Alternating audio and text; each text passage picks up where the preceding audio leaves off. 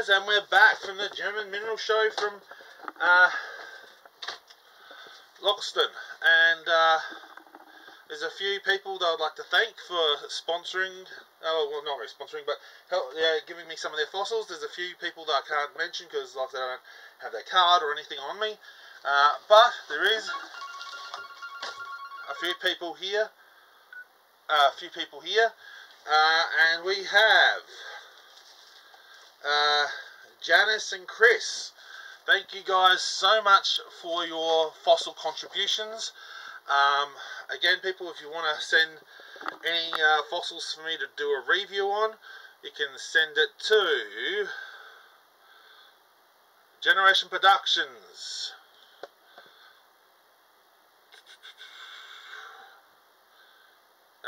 Just wait a minute.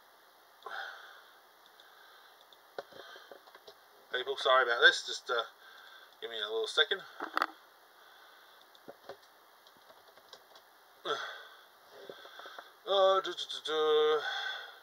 Also, there will be a link in the description as well, I think. There we go.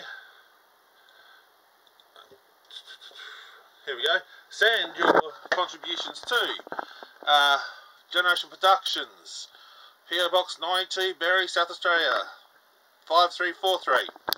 So, people, like I said, let's get into these lovely fossils we have today. And there is some really amazing and beautiful fossils we have today, people.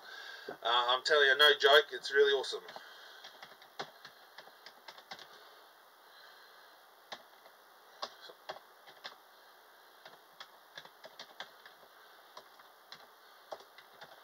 Just wait a minute, people, just checking things out here.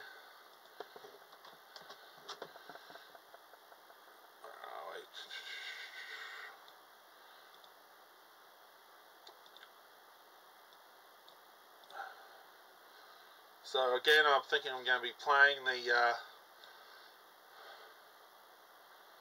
song from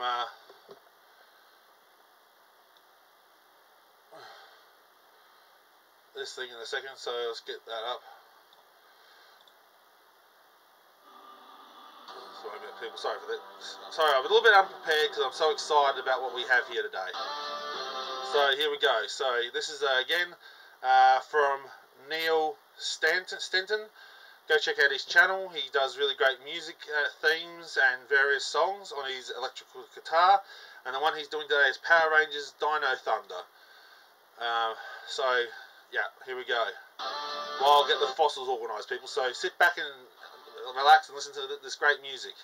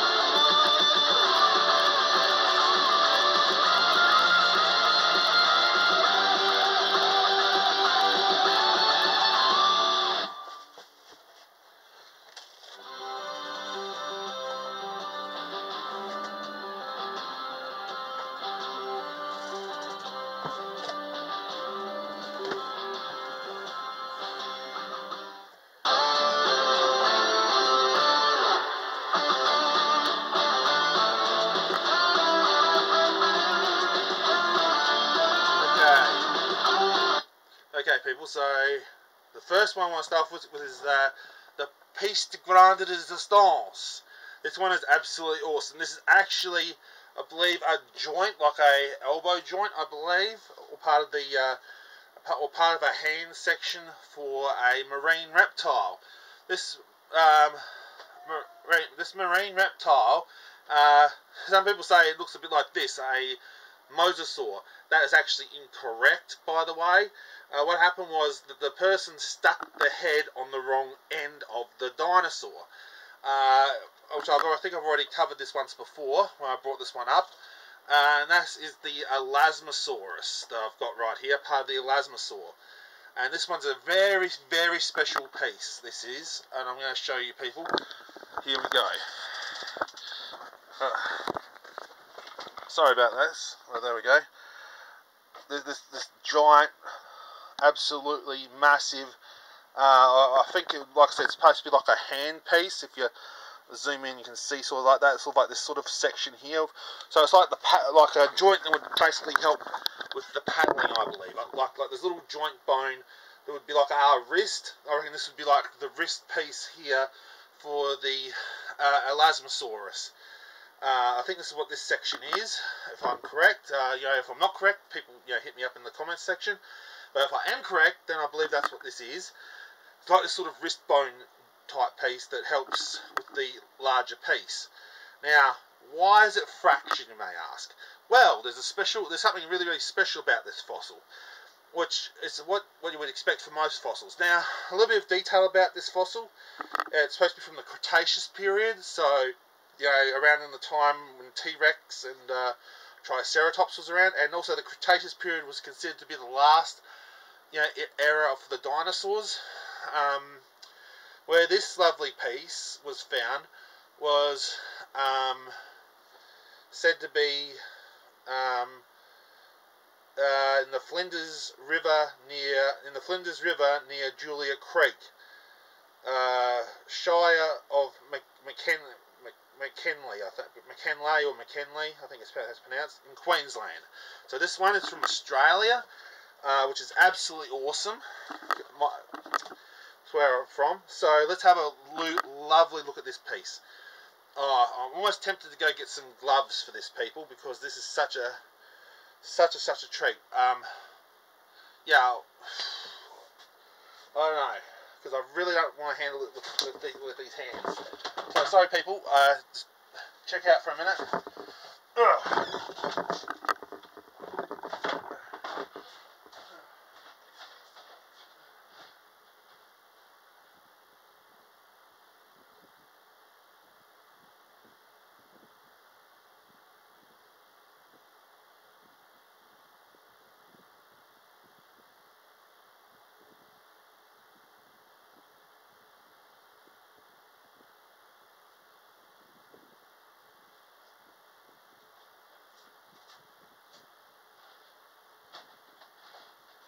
Handling a bone. I don't want to get my greasy mitts all over it. Okay.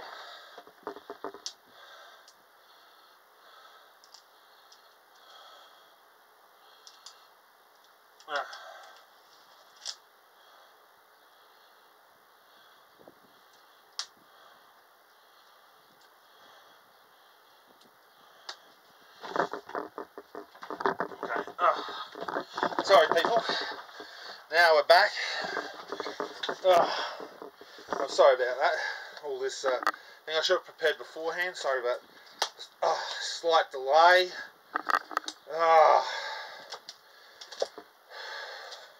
Sorry about this, people. I really don't want to handle this with my hands, but I may have to, because I don't want to get all my stupid, oily, greasy fingers all over this lovely specimen.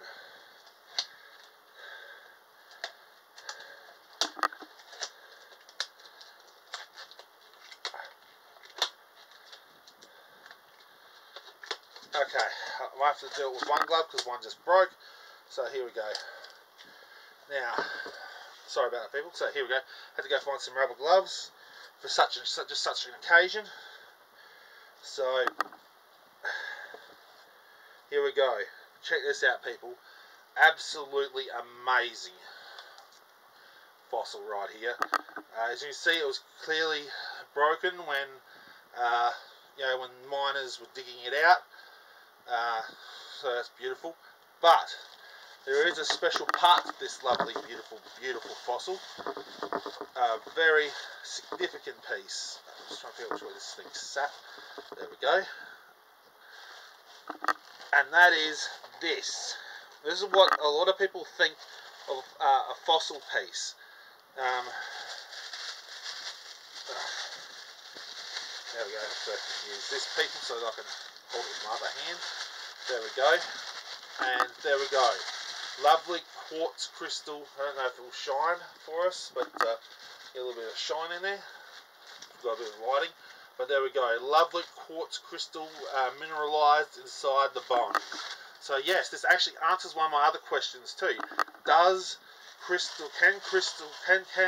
fossils crystallize? Yes, they can.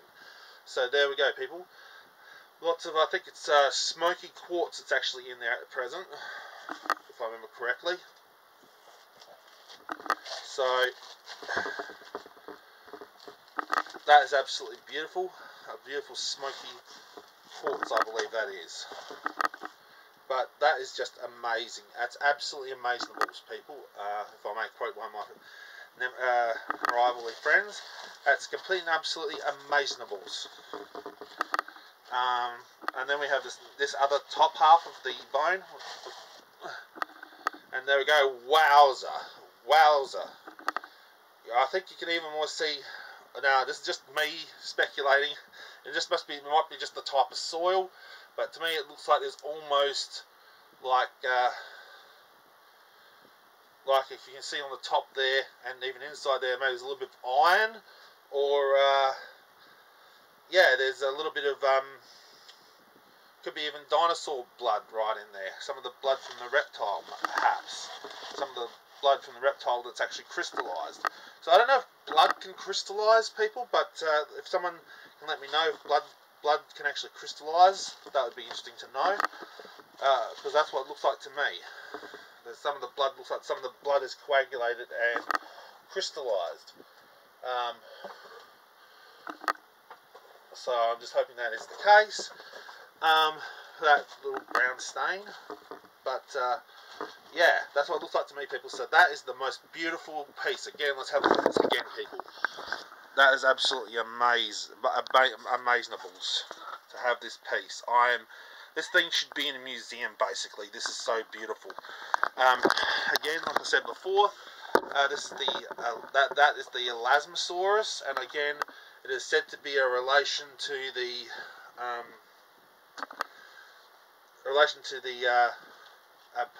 plesiosaur. So again, yes, this is when we see this photo of the Elasmosaurus, that is incorrect. It's not a mosasaur, it's actually a plesiosaur. So like I said, when you see this kind of photo of it, the head is on the wrong end, people. So when you see this photo, this is an outdated Elasmosaur photo. No, the head is on the wrong end. Okay. So yeah, just thought I'd give you that little bit of trivia. So that beautiful, beautiful piece is going back in the collection. And also, I could go and get myself another plastic glove, but then you guys don't really want to wait here another 10 minutes for that. Ah, dang it. That one's gone. Damn. So, these other fossils may need to be held with the paper instead of the other stuff.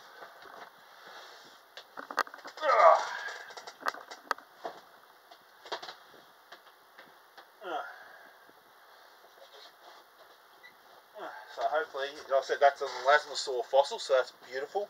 Next one we have on display, this one here, I believe is the...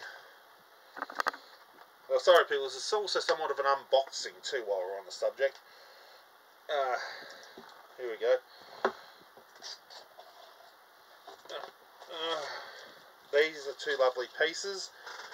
We have, first off, we have this. This is a fossilized shrimps. Oh no, not fossilized shrimps. This one is a fossilized oyster. And it's probably just the ridge constructions of it, just like the outer layer, like the mouthpiece that would go on an oyster or a clam, as sometimes they are called, with these little ridges. So there we go. And then we also have the that was the oyster. That was supposed to be Laperia artica from Madagascar. I like to move it. Oh, I love the fossils in the morning. So here we go again. This one here is the shrimp. Now, what I love about these fossil shrimp, this is the species Carpetalius cassolius. This one here is from Victoria, from a quarry in Dartmoor. Like I said, I don't really know some of these places are, even though I live in Australia, but there we go. Sorry, I've got to get rid of that shadow. There we go, people. So there's some shrimp. I don't know if the camera's picking it up very well, but there we go, 2 shrimp. And if you look in the Murray today, the shrimps haven't changed all that much throughout the supposed millions of years. Did it say when this was? No, it doesn't. But it is suspected these things were like millions of years old. Yet if you look at these shrimp, it doesn't seem like they've aged a day. You can almost imagine finding one of these little shrimp down the Murray River, being freshwater shrimp, or going to the bigger oceans out there and the saltwater oceans and finding shrimp like these as well. They're not very wonder what that was from. Okay, sorry, that was a little bit of a distraction, people. There was another comment there about some other display piece. So that was that. And that came from Henderson. Again, there we go, people. There's the name Henderson. That's where I got this crew from. So shout out to Henderson, who got me that fossil when I was down there today. And here we have another one, another fossil piece. Now this one's very, very well wrapped, because this thing is very, very fragile, I think. Yeah, here we go. There's a photo of it in the display case where it was from. So we've got proven that this was approved by the seller. And again, this is a guy by the name of Crystals and Minerals, Gus. There's his contact, people. If you want to go contact Gus, for fossils, he's really brilliant for this stuff. And this is what his is. This is said to be plesiosaur, perhaps. And again, the thing about this piece is that, oh dang it, I don't want to touch it with my hands. I'm really getting itchy with these. So I don't want my hands touching these because of the slightly skin oil, people, and sweat. I don't like touching fossils with my hands anymore, because these things are so beautiful and so rare and so hard to come by. So, so here we go. There's the vertebra, people. This is like, again, I'm not sure if this is actually a replica or a real piece. I think it is actually real. There is some, well, it looks like there's a little bit of appliance of silicone around the sides, probably from like trying to seal up breaks in it, perhaps. But who knows? But there we go. That's a plesiosaur vertebra. So that would be like one of the bones in the neck or the back. Trying to get back in there without touching it. Fossils. Sorry, fossil. Anyway, so there we go. I'm going to put that in my contacts. Yeah, slip that in my contacts for fossils. So, yeah. Thank you very much, Gus for that, because that was a very amazing fossil that you gave me, and I really enjoyed it. That nice vertebra piece. Mosasaur vertebra. Now, again, people as well, for the mosasaur and the plesiosaur, like the elasmosaurus, those are marine reptiles. A lot of people assume that some of these swimming dinosaurs, like you see in Jurassic World, the big mosasaur, because it's included with dinosaurs, it's a dinosaur. No, it is not actually a dinosaur. It's actually a marine reptile.